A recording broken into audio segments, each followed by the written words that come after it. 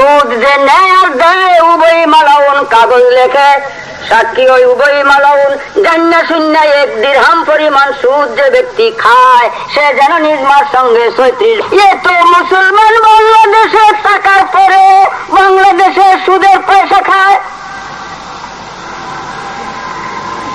আমি রাষ্ট্রীয় পর্যায়ের চৌকিদারও করব না, চৌকিদারিও নিব না। যে কেহ গণপ্রজাতান্ত্রিক দেশের প্রেসিডেন্ট হও, যদি মুসলমান হও, দাস্তবস্তা অনুরোধ থাকবে সুদের প্রথা বাংলাদেশ থেকে উঠাও, না হয় আমি রেজবিকে মাইগ্রেশন দাও, বিবাহ দাও, আমি পাকিস্তান চলে যাব, যে দেশে সুদের প্রথা উচ্ছেদ করেছে বাংলাদেশে আর থাকতে চাই না। এই অনুরোধ রইল।